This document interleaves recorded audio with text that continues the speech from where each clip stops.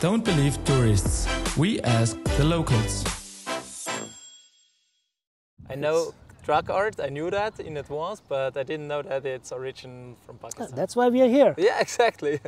Another is great information. And that is like the oldest salt mine and the biggest salt mine. And most probably everyone in the Europe is familiar with the pink salt or Himalayan salt. That is the salt coming from that mine. Okay. And Marco. Perfect. Yeah, thanks. Hopefully I will remember when I'm there. Yeah, then I can give you some more tips when you plan to go there.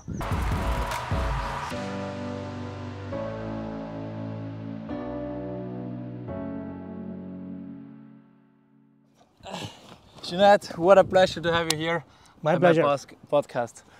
I didn't expect that I have once a day someone here which is inside of the Guinness Book of World Records, right? Yeah, that's right.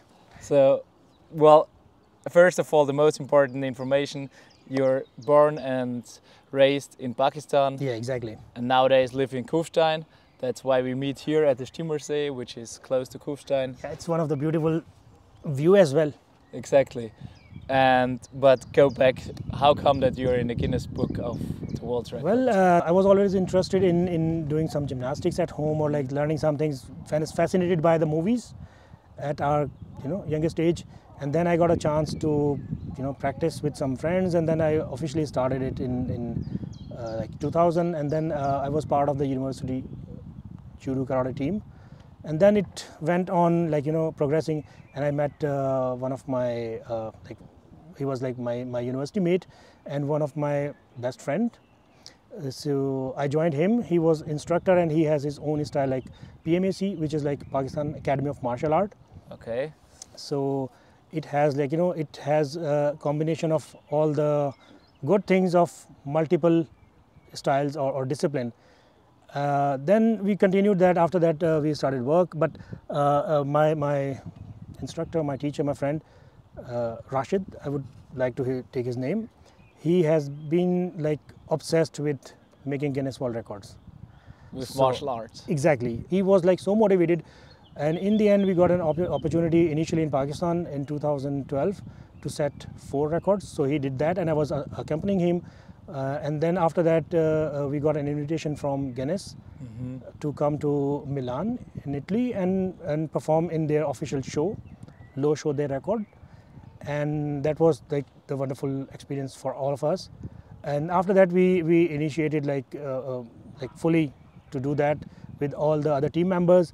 And there was a specific record that I would like to mention. It's like one of the difficult record or riskiest is like to break coconuts like with the shell on the head of another person with a baseball bat in a time limit. So it was like 60 seconds, 1 minute, and you have to break the record with maximum broken. So there is a requirement of like more than I think 40% of the coconut should be broken. And we on the head of the on the head of so.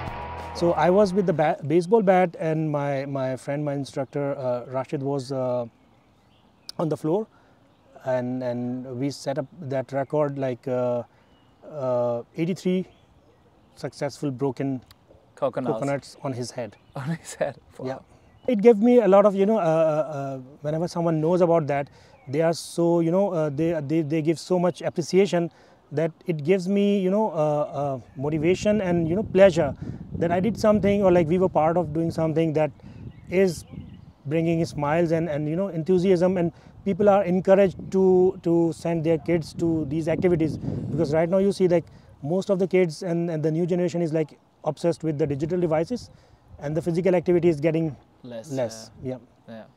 Yeah, sure. Yeah, but hopefully some of our listeners will try afterwards martial arts. Sure. And as I told you already in advance for the preparation of this podcast, I'm looking forward to be once in your martial arts school here in Tyrol. Let's see. Hope for the best. Yeah, exactly. But let's get back why we are here actually. We are going to speak today about Pakistan, where you're raised and born there. And today I have actually my smart book with me because there's so many informations of Pakistan. And first of all, can you give our listeners a small overview about the facts of Pakistan? Yeah, so Pakistan is a country that is situated in Southeast Asia, I would say, or South Asia. The neighboring countries are like Iran, Afghanistan, on the top with China, and on the east side with India, and on the south we have Arabian Sea. Yeah. So this is like the geographical structure. Which are really big countries. Yeah, and that has like a lot to do with the situation in Pakistan as well. Yeah.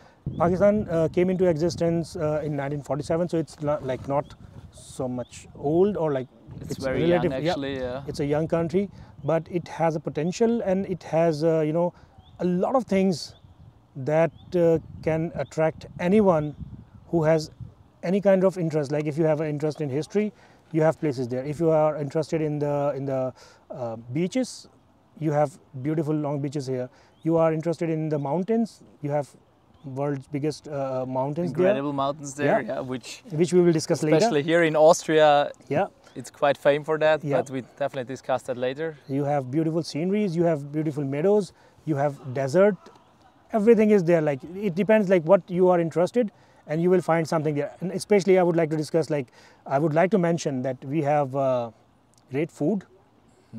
Well, yeah, and the people are really they have like they respect for the tourists, foreigners, and they are really good in hospitality.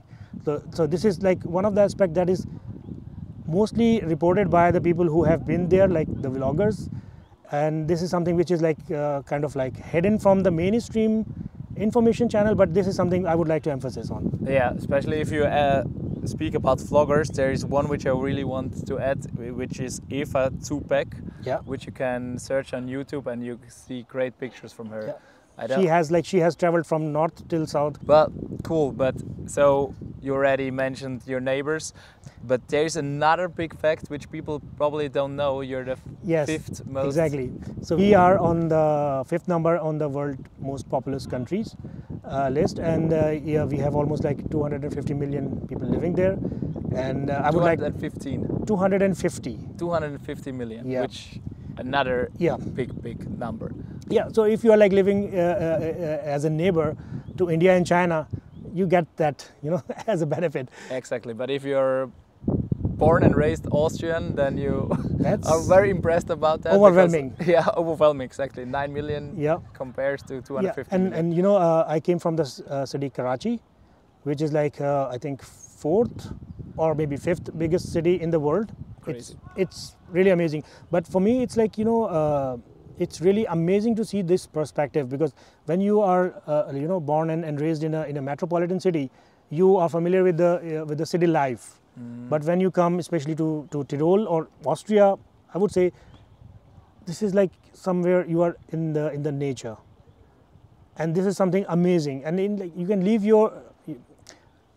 your city life with all the resources, with everything inside the nature. In Pakistan, we also have similar landscapes, similar nature, but they are like very far from the standard infrastructure. So you can go there, but you cannot live there. That's the problem. Well, let's continue to another topic which is really important for us. When I speak with my listeners, I often ask them about the must-sees in their countries, and mostly I speak about museums and historical things. So what do you suggest if we go there? So as we were discussing before our podcast, like there are things that can interest everyone depending on what they like, what they prefer to do. So, but there are a few things that I would like to mention. One of them is like the salt mines. That is in Texla, which is like in Texla near to Lahore, and that is like the oldest salt mine and the biggest salt mine. And most probably everyone in the Europe is familiar with the pink salt or Himalayan salt. That is the salt coming from that mine. Okay. And it also has a kind of like museum, so you can go and just visit that, and they can show you all these historical events and everything. And one of the famous part is like how it was discovered. And it is said that when Alexander the Great came for he traveled all the way from Rome to subcontinent, Asia. And when he was there, so the horses from his army, they were licking the stones at that point. Okay. So then they discovered that there is a salt. Yeah. That's how they discovered it. This is what I know, like from the from the people, like the local story. Interesting. Yeah. Probably it's true, I guess. I don't know. Yeah. Yeah. What else? Well, there is a big Buddha. In my research, I saw. Yeah. So we have a Buddha carved on the big rock, and that is like in the north part of the Pakistan, and it's really huge. It's 50 feet or like 15 meter, like in the height or in the size, and that's already like 2,000 year old. So we like that is quite fascinating for the people who are going there in the north part. This is something that they must see if you are going if you are traveling in the north. And if you are traveling in the middle or south region, then there are two more archaeological sites. One is like Mohenjo-daro, and the other one is like Harappa, and they are like the civilizations or the remaining of the civilizations which existed like 5,000, 6,000 years old, 5,000, 6,000 years back in the history. So we have the remains of their their houses, the pot they were using, the canal system they were using. So it's really fascinating to see something like that. Yeah, that's hard to understand and to believe. I always mention the example in Barcelona with the cathedral. They still build it today, and back days they built it without any technology standards, like big things. Yeah, one of the miracles, I would say, or like one of the challenges for the engineers in today's world is like pyramids. Like those big rocks which never existed in that region at that point of time, how they brought those in that region, and how they were able to put them in a exactly same order, like geometrically perfect order. Yeah, exactly. Yeah. Well, impressive. And now let's continue with another thing which my research, which I was impressed at my research. You have snow leopards there, right? Yes. And as I already had someone from Namibia here, I know it's maybe a bit weird comparison, but their leopards are quite famous, and I was just there. And in your case, you have snow leopards there. Yeah, right? This is something a lot of people doesn't even know that there is a difference in the normal leopards and the snow leopards. So and in Pakistan, and like in the northern region of Pakistan, and in that part of the region, including Nepal and India, we have snow leopards. I would say like they are so beautiful, and they are like stuffed toys, and they are really cute, but obviously they are dangerous. So they are protected animal there. And in the northern part we also have like markhor. It's like a goat, but they live on the mountain and the rocks. Well, as you said, there are many different things to see all around in Pakistan. Depends where you are, what you're interested in. But can we make a list of the top 5 must-sees? Which are the top 5 for you?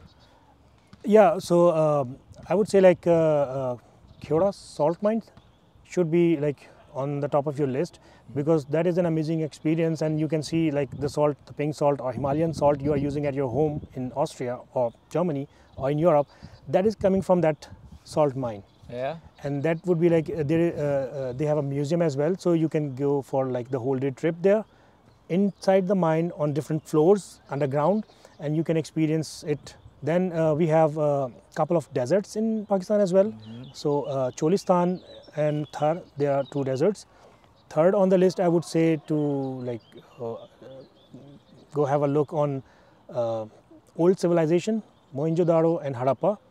They are like 5,000 year old, and you can get a chance to see how they were living, how they were organized, how they built their cities and canal systems, and how like what are the pots or the tools they were using. Yeah.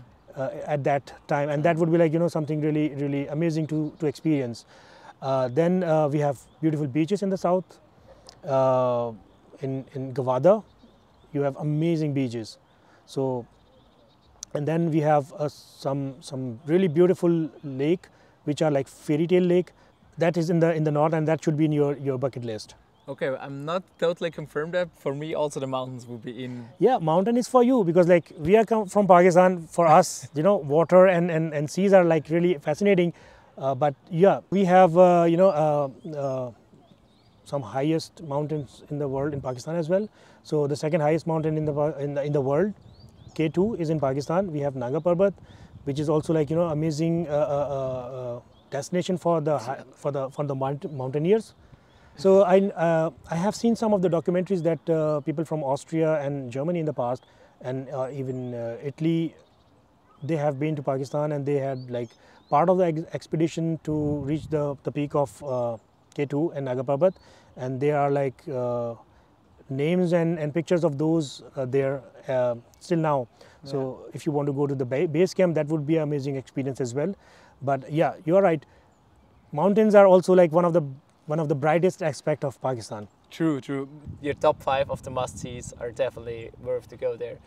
And as an Austrian, I would add the top 6 mountains. Yeah.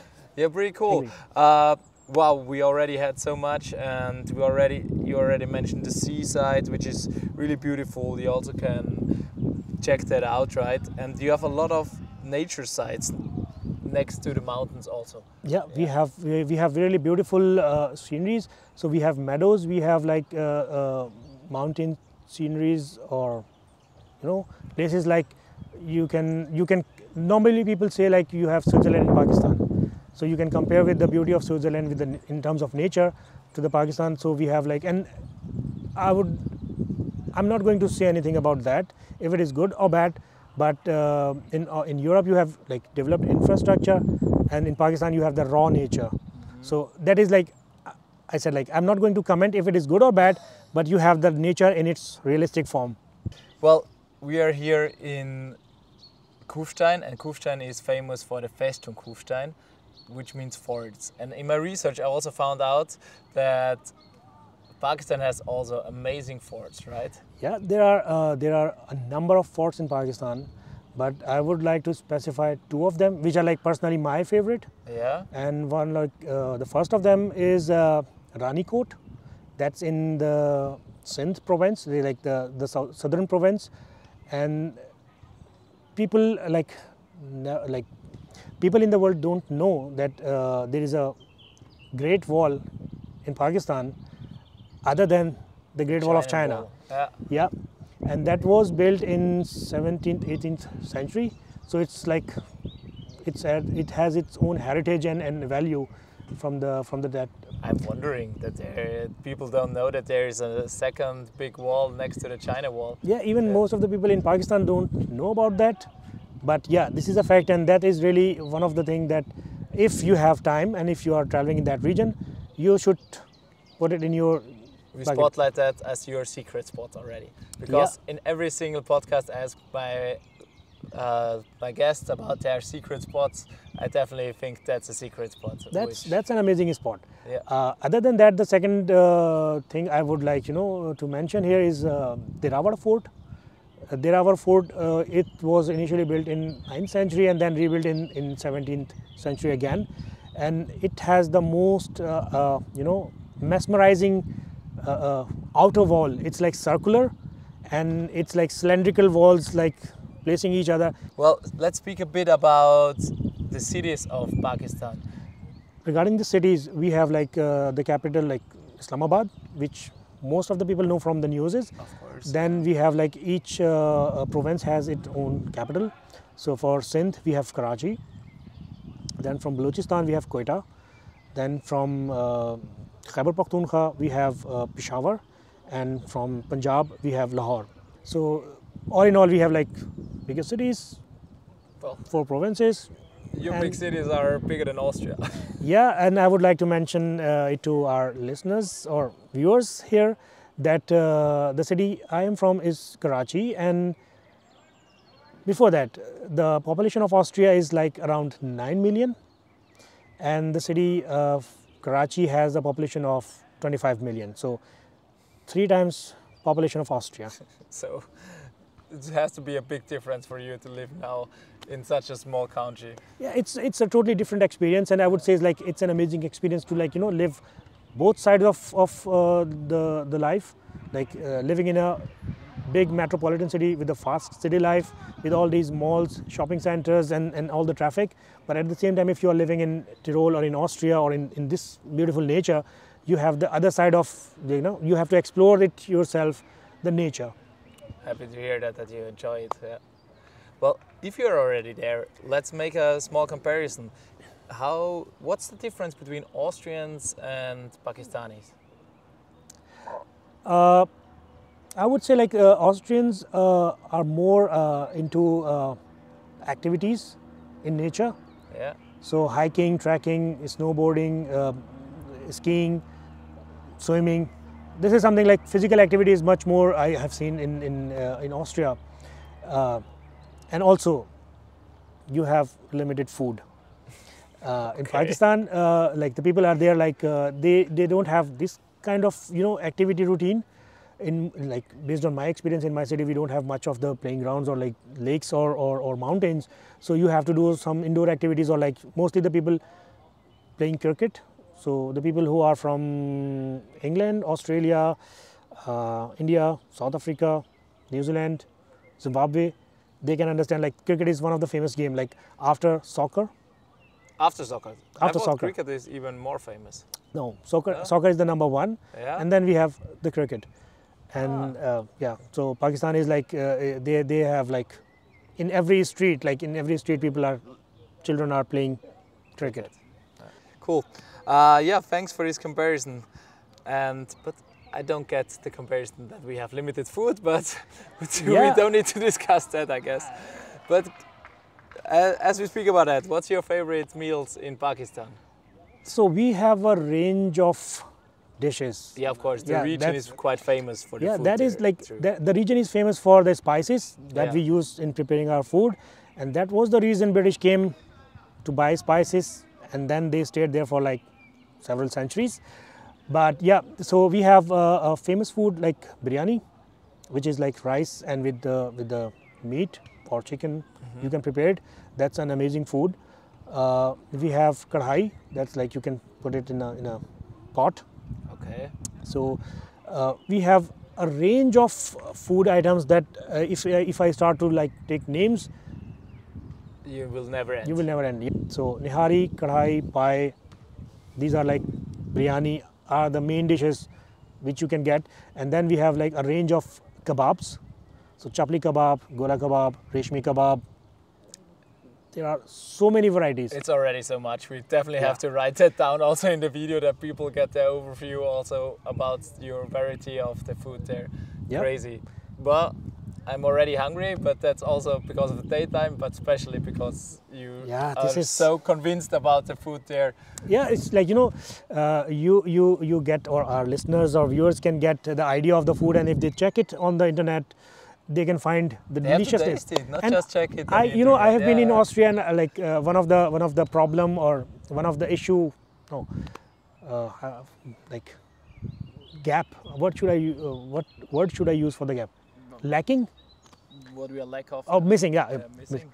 Yeah. So I have been in Austria, and I am missing something really much is the food, which I can buy anywhere in Pakistan, in any country, in any city. So you just see or hear about the food, and you are you're craving.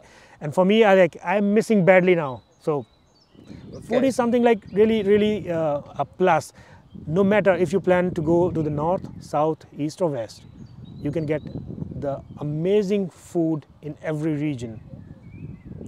Well, if I'm going to be there, I will definitely think about you and eat all the dishes which you added. Connect me before you go. Then we can plan something together. I'll definitely do. And also, to our listeners, check out all the food. And please write it in the comments how you like it and if it's really that delicious as you are saying. Yeah, then you have to go to Pakistan to taste it Or maybe I know some of the places in Europe, there they have some of the restaurants, so you can treat yourself there, but the taste and the environment, I've seen, like, you cannot compare it.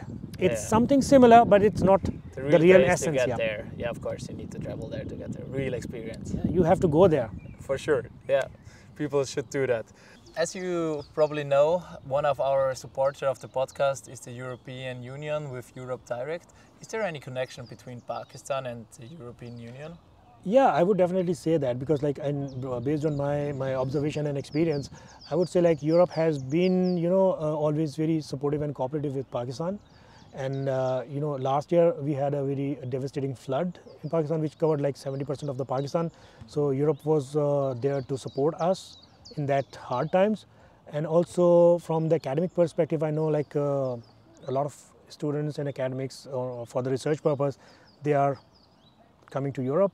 And Europe, like the European Union, has also some academic activities in Pakistan and research as well. So this is something I would say like this is a bonding, and ups and downs are always there because of some political situation or geopolitics.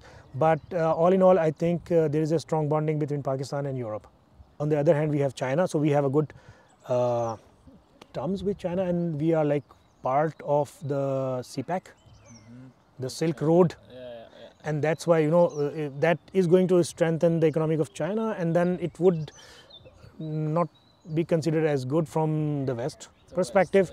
And also there is a tension between India and China as well on the northern border. So geopolitics is changing, because like in the past, India was in the group of Russia and Iran. But with this recent developments in last couple of years, now India is moving into the alliance of US, because they have like you have a emerging superpower China, and you have a superpower US, and if they both are like competing, and if you have a problem with this superpower, ultimately your like enemy of this superpower is your friend. Well, in the end, I have two last questions, but is there something what you definitely want to add to the podcast? Yeah, one thing that I would like to add is like, if you are like when you want to experience something new that maybe never experienced in any other part of the world, is like mud volcano. I'm not sure like people have heard about it, but we have a mud volcano in the southern region. That is amazing spot that I would like to add if you have time, and if you remember like when you're going in that direction, that spot should be in your to-do list. For sure. And one more thing which directly came to my mind is truck art, right? Yes, truck art. That's an amazing amazing thing, because like it was never promoted or sponsored by someone or anything. It's like the trucks which carry the goods from end to end, from port cities to the end of the other part of the country, and they are like from the very beginning they are very very fond of like designing it in a very colorful way. And in the recent past, like this has been adopted by many countries as a souvenir, as a representation. So if you just write the truck art, you can see the pictures of the trucks, and you can also find like the similar design trucks and buses made in Australia, in New Zealand, and in England, in US. So this is something which is like something that was not planned, but became famous as art. Yeah, to be honest, I didn't know that truck art is origin from Pakistan. I know truck art, I knew that in advance, but I didn't know that it's origin from Pakistan. That's why we are here. Yeah, exactly. Another is great information. So, well, there are two last questions which I always ask my guests at my podcast. First of all is like security situation in your home country. Like we all know there are some conflicts with India and so on, but give us a small overview. All in all, I would say like there are like 365 days in a calendar year, and these occasions are like rare. once or twice in like rarest part of the country. So all in all, like I would say, it's really good. Sometimes, like mostly, not sometimes, mostly it happens like when you have election in That's any not of the best country. time to be there. Yeah, so it's like because of that, either in India or in Pakistan, we have like the people try to, the politicians try to wake up the patriotism, and they try to blame the other side. The same is like in India, the same is in Pakistan. Yeah. So this is something which I would say like at the point of like time during the season of election, I would say like not the best time. But other than that, if you are like even in those situations, if you visit the northern areas or in like in other cities, that would be fine. So I would say like visiting all these cities, just keep in mind like if there is something going on in the neighboring country, then it will definitely have an impact in Pakistan. Okay, that's a good advice. Yeah. So if there is something going on in Afghanistan, if there is something going on with Iran, if there is something going on with the border situation between India and Pakistan, that would be like not the best time. You won't have any problem because I know the people there are like they are really friendly, and in most of the cases, like in the northern areas especially, I would like to mention. So if the people go there, foreigners go there to visit northern areas, most of the people don't even charge them, and they consider them guests, and this like the guests are like the people who bless you, and that's why they don't charge you. Okay. So this is something I would say. So this is something I would like to say. Like you can get in touch with someone from there. They will be able to provide you the better information, and there are some official tourism departments in Pakistan that are promoting and that make sure that okay, nothing bad happens, because if anything bad happens, it will spread the negativity about the Pakistan. But there is so much potential. So instead of going on your own, I would say to get in touch with some organization, official organization, so that they can guide you and they can provide you the best information. And then if anything is like, because they know the security situation, so if there is anything, they would be able to give you a heads up beforehand. Yeah, exactly. Get in touch with tourist information and check out the security situation. Cool. Good. Wow, we had so many things. We had the top 5. We had a great secret spot. We spoke about the mountains. We spoke definitely about the food. And as I already mentioned, I'm already very hungry because of that. But yeah. I'm happy that you have such a lot of suggestions which we can try. And I definitely will do that. And yeah, now we had the security situation. In the end, I want to hear a bit of your native language. So it would be cool if you let our listeners know the most important things like thanks, please, or how are you? And I try to repeat it. Sure, that would be a good thing to try for you and for you as well. Yeah. So how are you is कैसे हैं आप? Again, please. कैसे हैं आप? कैसे हैं? कैसे हैं? कैसे हैं? आप. आप. कैसे means how. Okay. कैसे. हैं is like the verb. Yeah. And आप means you. Okay. It's like the formal version when you talk with someone with respect. If you want to talk informal, then it will be like कैसे हो. कैसे हो. But that's easier. ठीक है? Yeah. ठीक है is the response. Means ठीक like है means good. like You always say good. Yeah, you say good. You say all fine. In Austria, in this region, is like passt schon. Yeah, exactly. So that is like ठीक है. When someone asks you like how are you, आप कैसे हैं? मैं ठीक हूँ. I'm fine. Okay. मैं ठीक हूँ. Yeah. कैसे मैं ठीक हूँ. And like my name is Junaid. मेरा नाम Junaid है. That's easy. मेरा नाम शायद है. मेरा नाम मार्को. मेरा नाम मार्को है. मार्को है. है.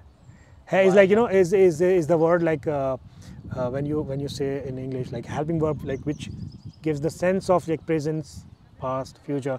So it's like मेरा नाम Marco is like my name is like the word of है. Okay, I see. That's in the end. Yep. मेरा And नाम मार्को है. Perfect. Yeah, thanks. Hopefully I will remember when I'm there. Yeah, then I can give you some more tips when you plan to go there. Yeah. For thanks, we say shukriya. Shukriya. It's pretty similar to Turkish and also Arabic. Yeah. So it's not difficult. So you can just say shukriya. Shukriya. That's very similar. And when you say when you want to say something like kindly, then it's a bit, you know, I would say like difficult. Meharbani.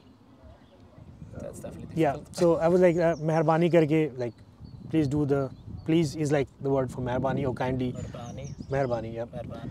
Well, so it seems to be very difficult because German is also very difficult, the grammatic. So, but in the end, please tell our listeners thanks for listening or watching, and if you are ever go to Pakistan, let us know and follow and share it if you like. Yeah, so I would like to request all of you who are listening and watching to spread this. Plan a visit in Pakistan, go and explore the amazing beauty and the richness of the history in Pakistan.